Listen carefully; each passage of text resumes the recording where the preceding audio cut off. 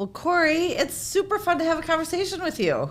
Thank you. I'm Appreciate so you inviting thankful. me, Lisa. Yeah, so thankful to have you here. It's been an honor to be to work for you, and Mary Lindell has done some leasing for some of your properties, and I think that's how we got connected. But over the few conversations that we've had, I've gotten to know you and some of the interesting things that you're doing, and I'm excited to listen and hear a little bit more about that.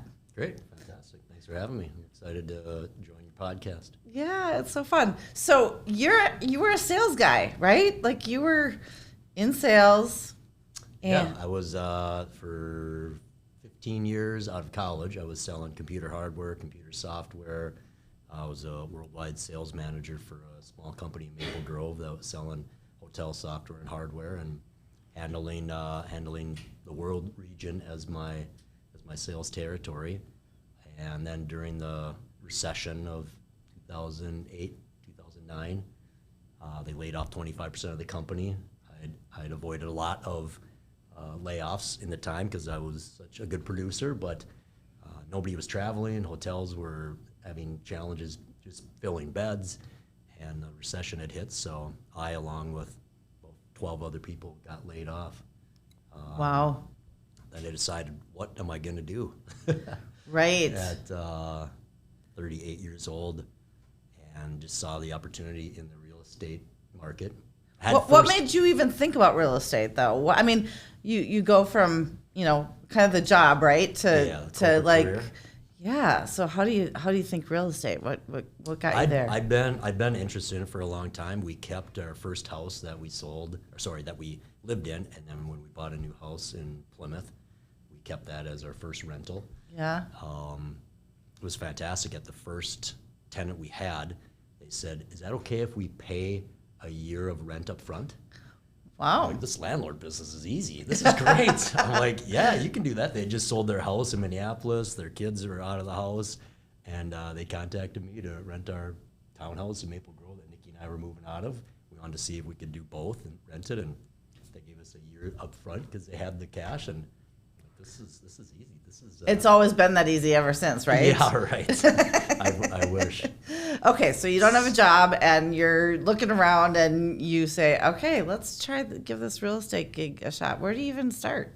Yeah, I tried finding something else, jumped right back into the corporate sales, and everybody was firing, nobody was hiring. It was a tough time, and I'd actually had another house. I'd identified that the prices of houses were going down so much. I'd actually had a house ready to purchase, but of course it was contingent on my income.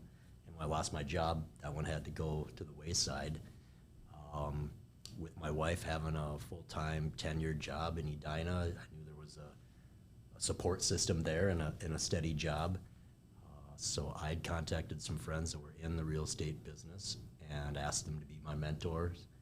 And they pointed me in the right direction and set up the business and took a chance. And I jokingly tell people I turned in my 40-hour-a-week job for an 80-hour-a-week job. Yeah, right. Starting your own business, not knowing what you're doing, starting from scratch, without a job and trying to get loans, trying to buy houses was definitely a challenge, but support of my mentors and friends and family and my wife, and was able to launch it. Well, that is really smart of you. I think when I talk to younger people, I just say find mentors, and I don't know why I don't feel like I did a good job of that. I thought I'd just figure things out on my own. I was afraid maybe to tell people I didn't know something, which I now just freely admit. But I think what a great first step is just find people who know more than you do and ask for their help, and people are generally really willing to do that. Yeah, for sure. That's was a good smart. college buddy that he actually had an education program, and he'd coached people, so he's kind of a natural fit in both of that. And he gave me the friends and family discount, and worked with him to get a lot of structure set up and kind of a target of what to do first. So what was it that you did first then? At that time, there were so many foreclosures. Houses were in foreclosure. They'd be on the market 30, 60, 90, 120, 180 days. So I was focused on buying foreclosed properties. I would buy about 3 houses a month, about 35, 36 houses a year. Wow. And just through a network of a great realtor who'd go out and would make like 36 offers a month and usually get 3 of them. Wow. So he would actively go out and look at a ton of properties. I'd never go see him. He'd just give me the numbers on how much it's going to cost to fix, how much we could rent it for. I'd put it in my calculator, and we'd just shoot off offers. Back in the old day of signing everything, no DocuSign, no AuthentiSign, going into the RE/MAX office in Plymouth with Jason Elliott, my realtor, and signing like crazy. Wow. So we ended up getting a good system, a good process together. I had great subs, great contractors, great leasing agent on the residential side, great realtor. So I just built a team of experts around me and then focused on kind of running that whole show. Wow, that's really impressive. I mean, you make that sound super easy, but That's finding why I said those the 80 hours a week. finding those people that, you know, you would trust to give you a number as to what needs to happen to the property and what the value is and what the neighborhood's like and, you know, condition. I mean, and to be that aggressive, that took a lot to put together. Yeah, it did. It was fun. We had a lot of success, and he knew a good niche with HUD houses also, where HUD has a formula that if it's on the market for 30 days, 60 days, 90 days, 120 days, that they'll accept a discount at this price. Yeah. So at 90 days, it'd be like discount off list price of 27.8%. So when the Interesting. 89th day would come, we would draft an offer to submit the next day at 27.8% discount off the HUD. $100,000 price would be whatever, $70,000. We'd submit that offer and accept it. The day before, it wouldn't get accepted. Day 90, it would get accepted. So we were Wow. buying HUD. Does that still exist? I mean, there's so few foreclosures now, but I mean, I'm sure the HUD formula still exists, but we would be buying HUD houses that were on the market at 120 days and 150 days, which the discounts there were like 43% and like 52% off of list price. So were you buying in a certain area geographically, or were you looking all over the Twin Cities? Or it was Minnesota based, Yeah, right? I lived in Maple Grove, Okay. Plymouth, that area, so I just wanted to stay in a 10-mile radius, 15-mile radius of my house. So we bought all hundreds of those properties up in that area: Brooklyn Park, Brooklyn Center, Crystal, Champlin, Maple Grove, Plymouth. Wow. Hope. Just because there was enough to buy just in that area. It's hard to we even didn't need to picture expand. that, right? Like that market, because it's so different than what we've been through the last couple of years. It's Yeah. really different. And your timing was pretty smart. Yeah, so my goal was to build, initially, I would buy 3 a month and sell all 3 of those Okay. to get cash flow to pay the bills, to have an income. Okay. And then eventually I would keep 2 a month keep 1 a month and then sell 2, flip 2. So I'd start building a portfolio of properties long term.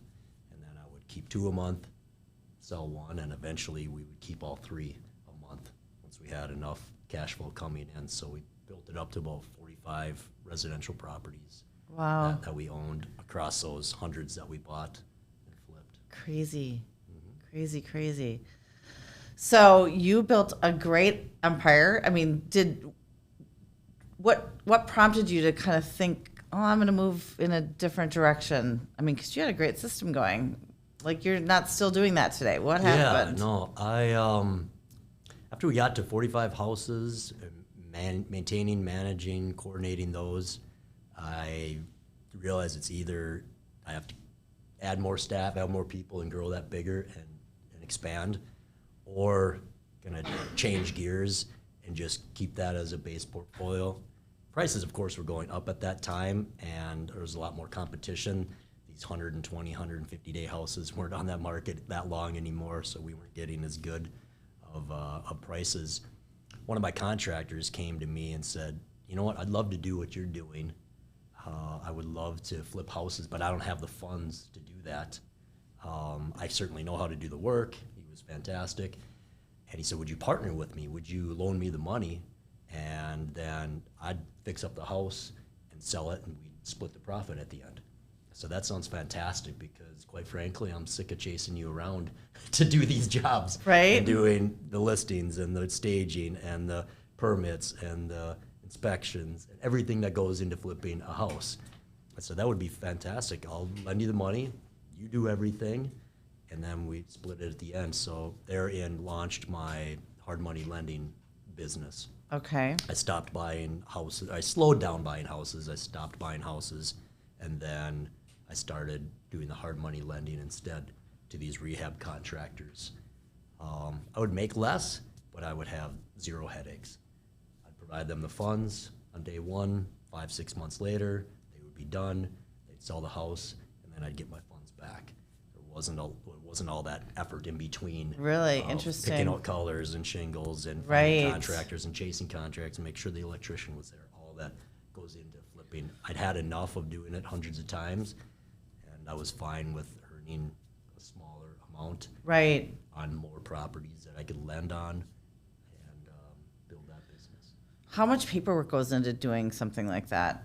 You know, the hard money lending piece of it. Is there, how did you protect yourself, I guess? And, you're, I have a good real estate attorney, Brian Holscher. Okay. That, he owns a title company, Title Nexus, that I used for all my closings. Okay. But he's also a real estate attorney. okay. So he knew that process and the procedures. So just worked with him, and it's like being a bank. So I get a mortgage, a note, recorded at the county. I'm in first position. So just kind of following the standard. And you banking. knew the value of the homes and what you were getting yourself into. So if per chance you got something back, you kind of knew what you knew what you were doing. You were paying attention to the underlying real estate. Yeah, I knew. So it was an asset-based loan. So the people I was lending to, I didn't need to pull their credit. I didn't need to know what their credit score was. I wasn't necessarily lending on Jason, for instance. Right. I was lending on 123 Main Street. So I knew that if he's buying it for 100, he's fixing it for 50, that in that neighborhood it's going to sell for 200, that if he leaves, he stops, he runs out of money, he gets hit by a bus, whatever, I get the property back. I've done it hundreds of times that I knew I could just step in and do it. Fortunately, over the 12 years I'm still doing that, over the 12 years of doing it with 240 loans, I've taken back 2 properties. Really? Out of the 240, yeah. I partner with really good rehabbers. And you're still doing that? I'm still doing that, yep. We closed one yesterday. We closed 2 yesterday, and we're closing 1 Monday. I usually have 35 to 40 loans constantly out there. We have about 40 houses we have loans on right now. So how do you manage that? How do you service those loans? Is it All the interest accrues, and they pay it off at the end, so I don't have monthly payments. And then I Okay. have an assistant, Jada, who's a realtor. She'll go out and look at the properties once a month, or have them send pictures or videos of how the progress is, just to make sure that it's moving smoothly. interesting? There's not a lot of hand-holding. The people that I loaned to, I've lent to 70, 80 times each. People that have 5, 6, 7 people on staff. This is their business. They're not just a weekend warrior having a full-time job and then doing this on the side because they watched an HGTV show or something. It's Right, people right. that I've lent to multiple times for 11, 10, 9, 8, 7 years. Wow. And it's such a win-win because their costs of, securing those funds is so different than it would be otherwise. They had to go through a traditional lender, that kind of thing. They like the speed. That Yeah, They don't okay. have to go to Wells Fargo and wait 45 days for a closing. They can offer to a seller, we can close in 10 days, 5 days, 7 days. And you're not doing appraisals and, No, my appraisals, I have another realtor, Michelle, who goes out and she does an analysis and pulls comps. So she'll understand what the rehabber's going to do, and then go out and look at the property and comp it and verify that indeed. If he's buying it for 100, fixing it for 50, it's going to sell for 200 in case I get it back. So yes, we're fine with doing that. wow, interesting. Yeah. So What a lot of- success story. It doesn't end there, right? We kind of came to work with you in your commercial real estate business. So talk to me a little bit about what you're doing on the commercial side. Yeah, so after I had built those 45 residential properties, they were, of course, timely to maintain, and prices had appreciated a lot from buying them in '08. Yeah, your timing was amazing. Yeah, so they had doubled, tripled, quadrupled in value, and just the time to maintain those and manage them was a lot. I wanted to get into commercial, so I started selling 2 or 3 or 4 at a time, where their leases would come up, put them on the market, and then sell a batch of 3 or 4 properties. So I could do a 1031 exchange into a different type of asset. So Mary helped me find and manage a strip mall in Spring Lake Park that I bought with 3 of the houses that I'd sold. Purchased that and then got into commercial. So we have restaurants and industrial, warehouse, retail, some vacation homes that we exchanged all of those into. So of the 45 houses, I'm down to 13, and so we sold those other 31 and bought different type of assets, RVs, Subways, properties like that. They're less maintenance. Yeah. We hired a professional maintenance company, property management company, Copperwood Management. Okay. And the Senna Skulls are property managers that manage those. So it's a lot more hands-off than the Sure. residential. And that was my goal, to get to a stage where they're professionally managed and professionally leased out by you and your company if they became vacant, so I didn't have to do that piece. Made that transition. And you're still looking to grow that empire? Yeah, I've been adding commercial properties. I partnered with Rafiq Moore. He and I are 50-50 owners of Envision Commercial. Okay. That's primarily the company that we buy commercial buildings through. Okay. He was one of my mentors in the beginning. We've known each other for 15 years and work well in doing that with Envision Commercial and buying those properties. So yeah, we've been buying a couple, 3 properties a year since then. So do you spend more of your time kind of on the commercial properties, managing your residential portfolio, or on the lending side, or are they all? Where do you say your focus is these days? I guess that's how I kind of wanted to build it, is having multiple legs of my stool, if you will. I just kind of do a little bit of each. The residential, since we're down to 13 properties and they've been tenants for 7, 8, 9 years, they're not much maintenance. So not a lot of time there, especially since we're not adding. The hard money lending piece, since we have 30, 40 loans going on simultaneously all the time, and when one sells, we initiate another one. It's been a fair amount there. The commercial acquisition piece, and then recently I launched a new company about 3 months ago.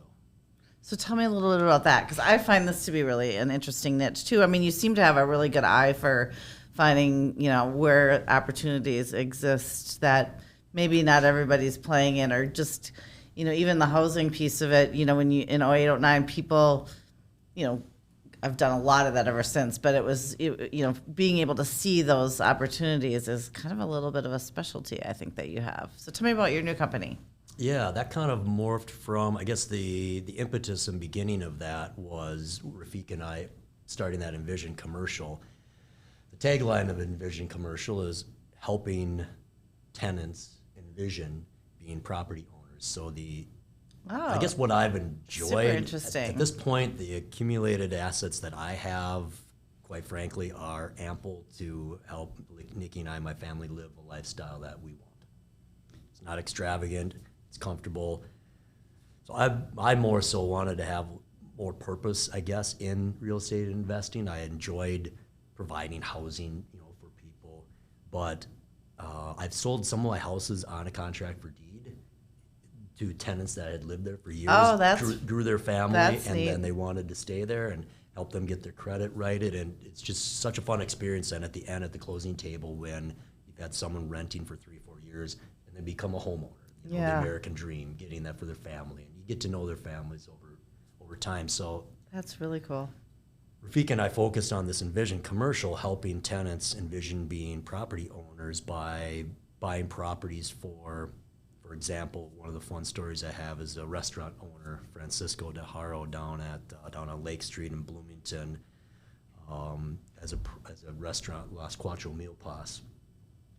They came to us and said, we want to buy this building. Our restaurant's in the main level. There's apartments upstairs. It's a multi-use. There's a salon in the back. The owner's selling it, and he'd like to kick us out and get a better, higher rent tenant in here so he can up his cap rate, up the value, but we've invested a lot. I've come from Mexico. I want to stay here. This is my baby.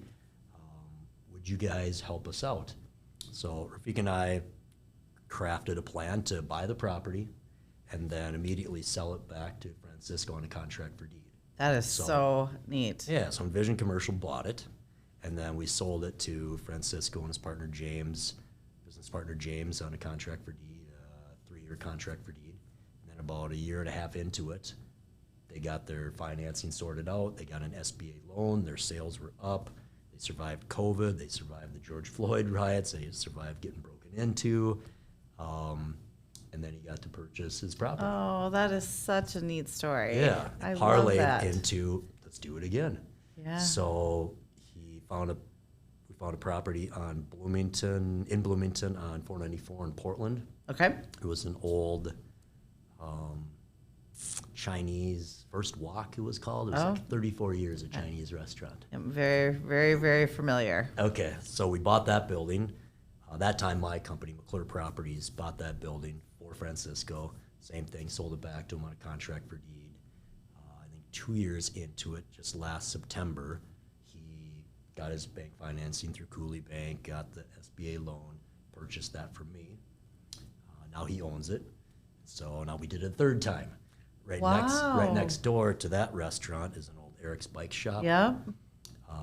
Eric's Bike Shop went out of business. The seller was selling that.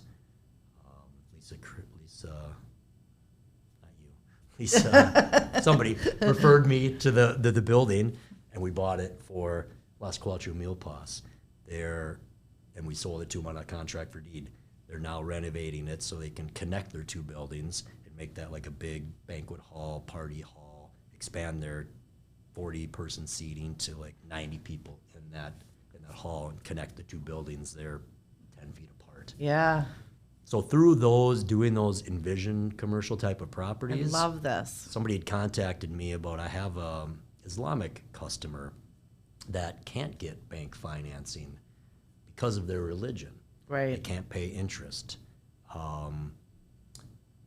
Do you have $1 million to lend for hard money through my hard money operation? I said, I don't have $1 million for one property. No, I usually do houses at $250, but tell me what they need and why they can't pay interest. So digging into that, we did the same thing. We bought the 13-unit apartment complex through McClure Properties, and then sold it back to the client with 0 interest on a contract for deed, so they could obtain the property and be the tenant buyer in there. So that would have to be more of a long-term play, because they wouldn't be able to go to a traditional lender and get that financing, traditional financing. So now you're kind of in a longer term hold with that? Yep, so I get a bank loan through Bridgewater Bank or Cooley Bank or Citizens Bank. I get my loan for McClure Properties to buy that 12-unit apartment complex on a 20-year mortgage, 5-year fixed, and then I sell it to M&Z Properties, the tenant buyer, on a 5-year contract for deed. Okay. So they're paying me over 5 years. At some point, if they cash me out or get an Islamic bank financing, or we can extend it after those 5 years for another 5 years. Got it. So I did about a dozen of those this last 12 months, and then realized the need and the niche for that Islamic financing and contract for deed financing. That about 3 months ago, I launched Zanzibar financing. Oh, So interesting. Zanzibar is a little island off the east coast of Africa. Is it? Okay. So a lot of big Somali population here in Minneapolis knows of Zanzibar as a destination island, like we would know of Bahamas or someplace like that. And been focusing on providing Islamic financing for a lot of Somali and Eastern African clients for houses and commercial. Super interesting. Yeah. So how do you handle taxes when you're doing these contract for deeds? Because you can't do a traditional 1031 when on a contract for deed situation, or how does that work?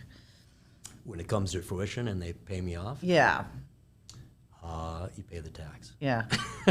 Or I have a lot of the commercial assets that we do a cost segregation study on, our strip mall or Arby's or other commercial properties, that we can offset the gains elsewhere.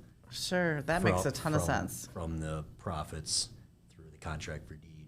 Yes, sales if you're not going to hold them long fruition. term, it makes total sense to take advantage of that tax advantage with the cost seg and being able to. Yeah, so we've been able to offset it there with the cost seg studies that we do and the accelerated depreciation. Right.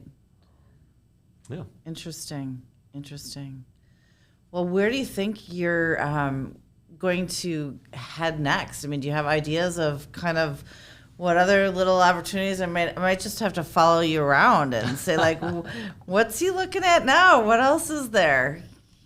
I don't know. You got a couple of colleges to educations to fund. To pay for, right? That's super fun. Yeah. I think kind of all 3-4 components of my business are just going to continue to steadily grow. We hired 3 people for Zanzibar financing that are all Somali and that speak Somali, so they've been fun to develop into the Zanzibar. They're doing a lot of calls and appointments and meetings for me. So as we launch that, that's my 80% of my focus right now is getting that going, and getting that solidified, and that's likewise fun because these clients come to us and say, I can't buy a house because I can't get bank financing because either their credit's bad or their taxes aren't complete or the Quran doesn't allow for them in their religion to pay interest. Right. So going to Wells Fargo or U.S. Bank or Huntington just isn't an option. Yeah. So it's fun to help them realize you can buy a house or you can buy your own commercial property, and this is a way we can do it. So again, it's that purpose-based, purpose-driven. Gets me excited in the morning, gets me up in the morning. So we've tried to do a couple of those deals, and there are a couple of other groups out there that will do, some financing that works for that population, and they're it tends to be really complicated and really hard to get to work. So more traditional lenders that have found kind of a way to do that, and I just remember it being really difficult. It sounds like you found a way to make it kind of work for everyone involved. That's really, really special. And I love that you've hired members of the community to build trust and to be the salespeople and to be able to go out there and find those opportunities to marry this this opportunity that you're providing along with the need that's out there. So it's all about like identifying a need, right? yeah, exactly. Yeah. Just kind of came to me and identified it, and it's been fun to work with different mortgage brokers and realtors and of course the clients Yeah. in that community, and getting to know what the type of properties they like and where they like, and getting to enjoy some of the food and know some of the cultures and meet some people that I normally wouldn't have. So as any job, that's the most enjoyable part, is the people that you meet and you work with. Yeah, I think, we have our work cut out for us to kind of find some more tenants that are in that situation where you might be able to provide them an opportunity to be a kind of stepping stone to ownership of a property, whether it be commercial or housing and all of that. It'd be fun to kind of look for that. I'd love to be a part of helping that happen for a family. That's really a neat story. Yeah. Really fun. Yeah, it's fun. At the end of the day, I don't need to or want to own that asset. They've poured they've raised their family in that house, or they've operated the business, from the ground up, and it's rewarding to see them capture that goal of being more self-sufficient and not paying somebody rent, not paying the bank rent, or not paying me rent, not paying a payment, and having it go towards themselves and building their equity and pulling themselves up and along with their community and their family. I love that. Have you, are there any of these groups that have kind of a support system around them? Like you talk about, you went and got mentors to start your business. Are these businesses, super established, or are there other mentors helping them with other components of their businesses? What have you seen? Yeah, there definitely is for the businesses. Let's see, there's been a laundromat we've funded, two Somali strip malls or malls, some apartment complexes. And yeah, I've met with their imams, their religious leaders, to make sure that this is structured correctly and meets their religious needs. And then they usually have a mortgage broker, even though they're not brokering a traditional mortgage. I work with that mortgage broker, and they provide and send them to me. They refer them to me. Working with their attorneys and other people in the community. Yeah, they have a good support structure and support network. And it's such a close-knit community that there's a lot of word of mouth. So there's been a lot of uncles and cousins and relatives and neighbors that we've helped fund properties for, doing it once with them. They give us a lot of referrals. So there hasn't needed to be a lot of marketing or advertising done.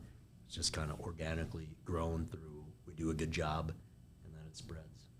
Well, I think, you're kind of the embodiment of the American dream, right? You had a need for a career, and you made that work for you. And now you've gotten to a place where you've achieved a lot of success, and you're awesome to work with. And now you're giving that opportunity to so many other people. It's really inspiring. What a great story. Really appreciate you sharing it with us. Thank you. Thanks for letting me share it and highlight it. Look forward to trying to figure out ways we can do more business together. All right, sounds good. Thanks so much for your time. I so appreciate it. Thank you.